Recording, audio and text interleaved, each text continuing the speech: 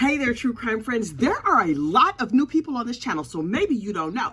Before we were covering Chad Daybell, honey, we were talking Beverly McCallum. Beverly McCallum. Look, her sentencing happened on Friday, and I was like, oh my goodness, how is it that I did not cover this live? I needed to see every single last minute of it. But look, for those who don't know, let me just give you a quick primer on Miss Beverly McCallum. First of all, there's an entire Beverly McCallum playlist, so you could go back and get day by day everything that happened in the trial. Truthfully, I think it's only like 4 or 5 videos. But anyway, there's a Beverly McCallum playlist. But if you're just watching this one video, child, I got you. This is what happened.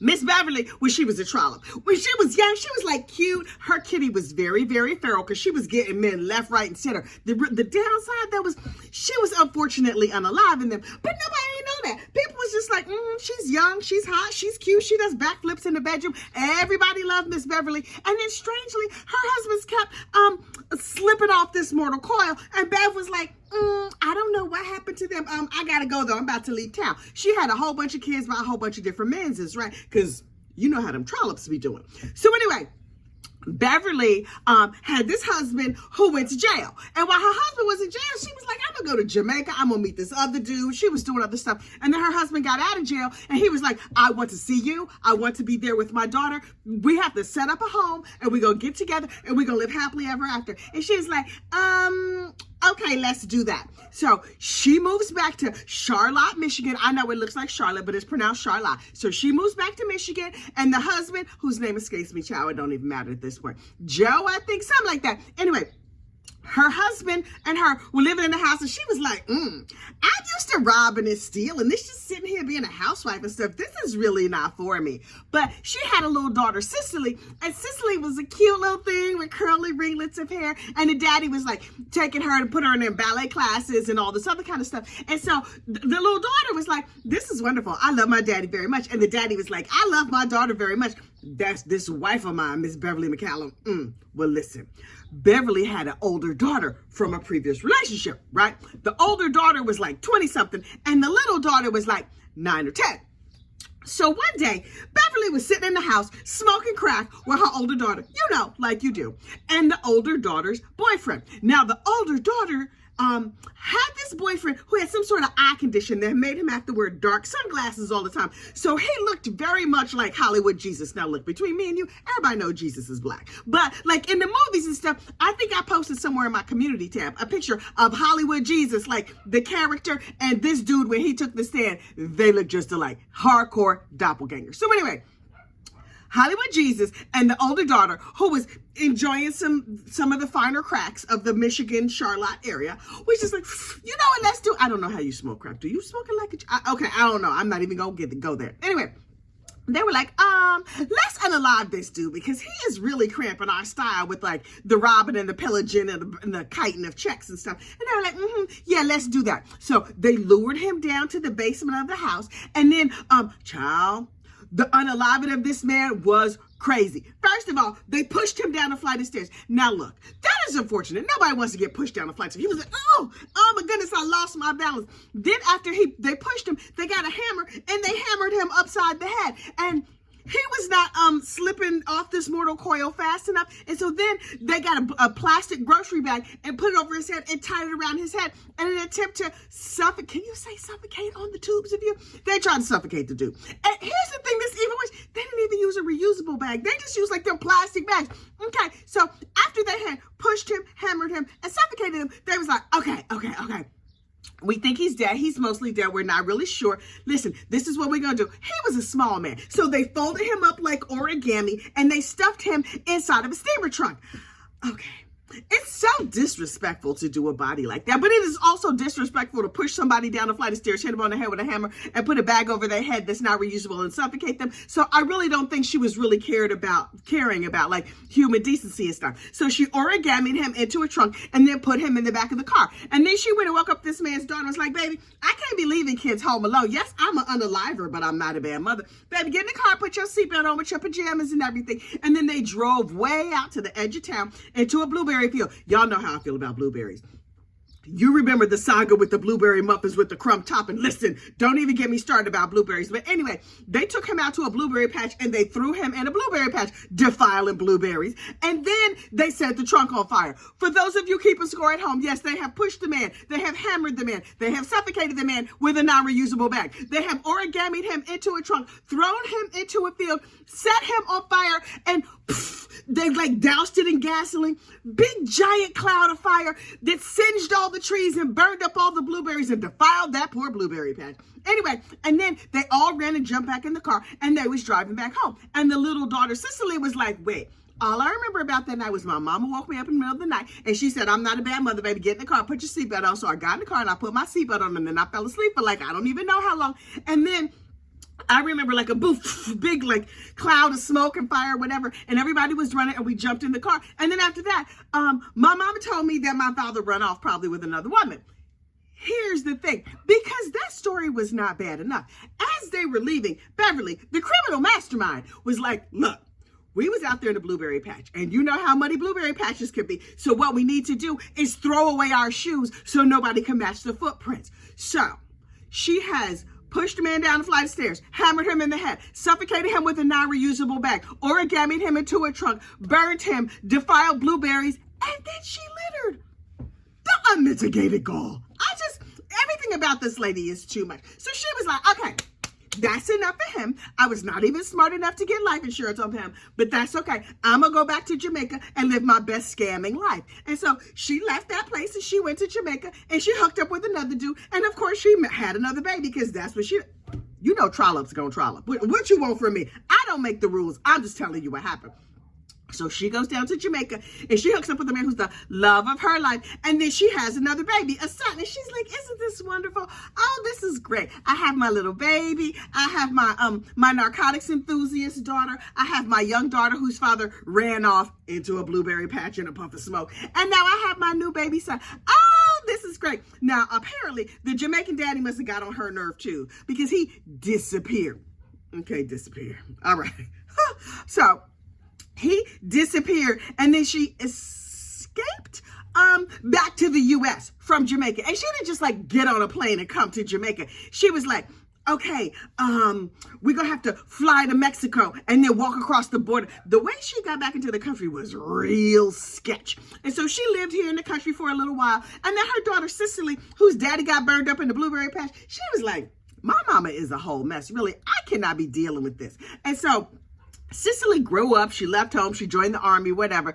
Beverly never wanted to grow and let grass grow under her feet, took her and her half Jamaican son, and she like, let's move to Italy. She met a dude, I believe online, a dude from India. And so she, a white lady, with her one child that's half Hispanic, and then another child who's half Jamaican, she moved to India. She very international. She got the international poo-tang. And then she was like, we love living in India. Everything is wonderful. The fact that I got a whole bunch of unfortunately unalived ex-husbands does not seem to bother my Indian husband. And I was like, she like the United Nations and coochie. Okay, whatever. Anyway, so then they decided to move to Italy.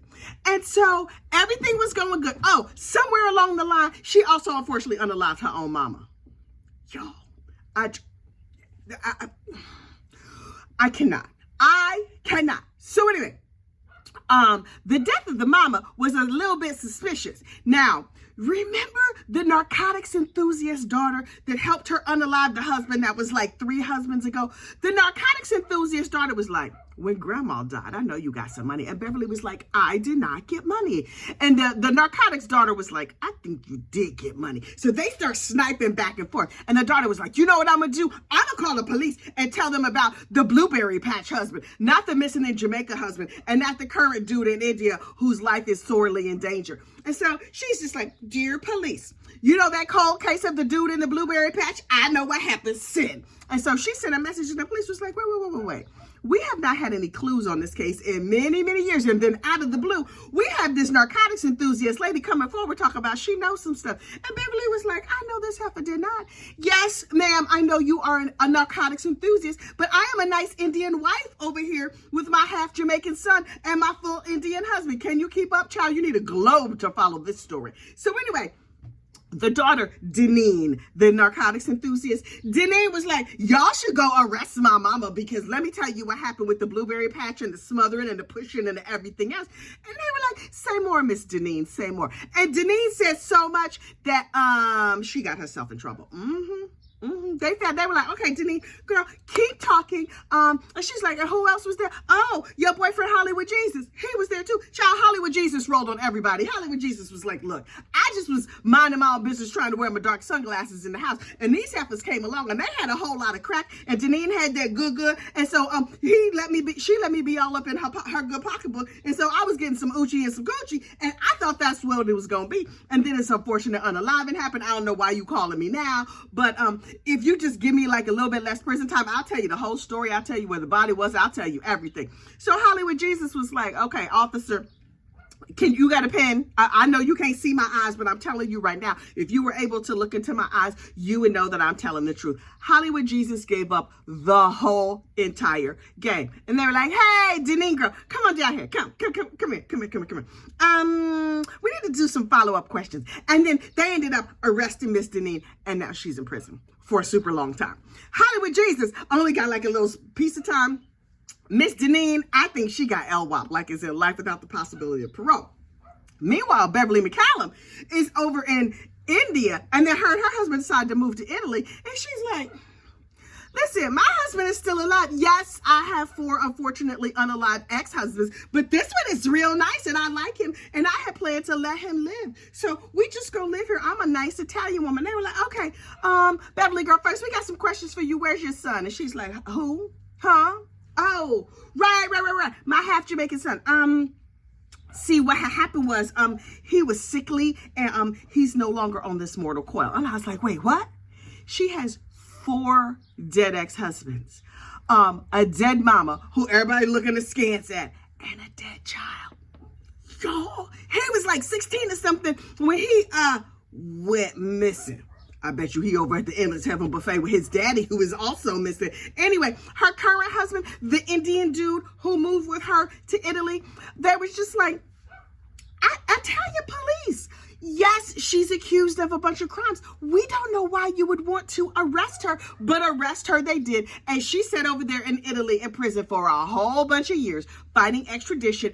Finally, she gets extradited back to Charlotte. And so she stood trial for the unfortunate unaliving of Mr. Caballo, who is Cicely's dad. Remember Cicely? She was a little girl who was in the back of the car when she was just like, Mama, I don't know what we doing in this blueberry patch. Why is there like a big cloud of smoke and whatever? And where my daddy go?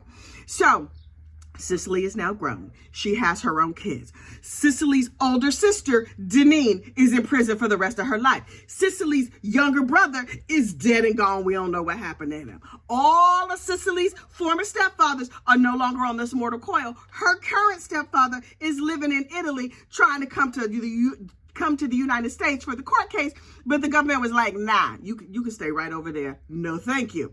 And so Miss Beverly McCallum is like, I have been extradited back here for a crime I did not commit. Yes, there is a trail of dead bodies in my wake. Sometimes that happens. I don't know why people want to blame me. So we here at Gossip, Rumor, and Innuendo, I believe in conjunction with the 13th juror, Brandy Churchwell, we watched that trial. And day by day, we watched the trial. And day by day, I broke it down. Day by day, child, I clutched my pearls. I gasped. It was a whole mess. And then Miss Beverly, she got convicted. Now look. Miss Beverly went full Harvey Weinstein. She's like, I'm just an old woman. I don't know what y'all want from me. Oh, she was in a wheelchair. She was looking pitiful. I found out at her sentencing, she's only 63 years old. Half look like she in her early hundreds. That's the hardest 63 I ever seen in my life. But okay, it's a rolled hard and put away wet. It's a rough 63. It's rough. But okay, cool. So Miss Beverly was sentenced on Friday, and she was like, and now that she's lived in all these different places and she has all this education and all these degrees and whatever, all these international men, she's Italian by injection, she Indian by injection, she might be Jamaican by injection. Child, a lot of people was injecting a lot of things into her, men mostly. Anyway, she's just like, she speaks with an Italian accent. Ma'am. You're from Connecticut. I don't know if you knew that we were going to find that out, but yes, you've lived all over. Yes, you enjoy travel. Good for you. Heather, you from Connecticut. But she's just like, I'm just a little widow woman. I don't know what y'all want from me. Here I am in my wheelchair. She wheels forward in her wheelchair. And so Cicely stood up in court. Oh, child, hang on. Her daughter Cicely stood up in court and gave an impassioned victim impact statement. It was so beautiful. And she's like, I'm so happy to finally be able to bury my father. This prosecutor did the most gangster thing I have ever seen in my life. That is that when Robert Caballo was found in the blueberry patch, they buried him in an unmarked grave, right? When they figured out who he was, Cicely, the daughter, was like, you know what? I want my father back. I want to give him a proper burial. So the district attorney had his body exhumed. They cremated him. They brought the ashes to the sentencing. I've seen them bring pictures of the victim to a sentencing. Never in my life have I seen them bring the actual victim to the sentencing. His box of ashes was sitting right there. I was like, y'all done brought the dead body to the sentencing. Gangsta. I really, really appreciated it. And Cicely was like, I will now take my father and give him a proper burial. And she put her hand on the ashes. I was like, wait. Her daddy is in the courtroom. Crazy. Anyway, so the prosecutor got up and was like, Your Honor, she's an evil trollop who has unalived all these people. We can only prove this one, but you know it's a whole bunch of other ones. And also look at her. She's done crimes for many years. She was convicted of this and this and this and this. She's not going to be rehabilitated. She's a horrible human being. I felt so strongly about this that I dragged a corpse here into your courtroom. Here he is right here. I was like, don't shake it. What if his ashes fall out on the floor? And apparently, while other people were speaking, namely her daughter, Miss Beverly leaned over to her lawyer, to the bailiff, and was like, can I leave? I don't need to hear this. These people are saying unkind things about me, and I do not appreciate it. And so the bailiff was like, Heifer, no, sit down. But she was sitting in a wheelchair. So I was like, oh, obviously she can't stand. So the judge, they said, Miss Beverly, would you like to say anything? And she mumbled something probably in Italian. I don't know what she said. And the court reporter, the judge was like, court reporter, did you get that? The court reporter was like, nah, but it's okay. She just said no. I was like, okay, I don't know how you say no in Italian. Yet, nine, nanka, I don't know. Anyway, so the judge was like, okay, I have looked at everything. I see the dead body sitting over there on the prosecutor's table. Prosecutor, shout out to you, because that's the most gangster shit I ever seen in my entire life. I mean, she didn't say it like that, but that was the spirit of what she said. And she was just like, okay, this heifer has been convicted over and over and over and over again of all kinds of heinous stuff. And we real sick of her in our judicial system. So it's really, really time for her to take her behind someplace for a super long time. And then she did something I have never seen. She turned around to this woman in a wheelchair and she said, stand up. I know you can stand. I was like, not only did they bring the body to court, they made the heifer stand up. So Beverly pushed off and she stood up. I was like, did the judge make the evil heifer rise? Oh my God. So she was like, I sentenced you to, oh wait, I wrote it down. Where did I write it down? How long did she sentence her to?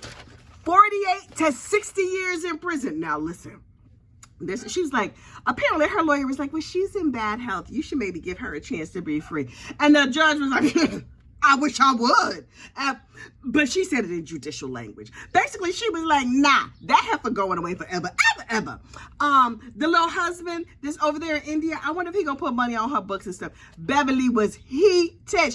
She sat back down in her wheelchair and then she wheeled on out of there. How much you want to bet she got in the back room and just stood up and walked on over to her cell or whatever? She like, bologna casserole for the rest of my life. This is bull. Anyway.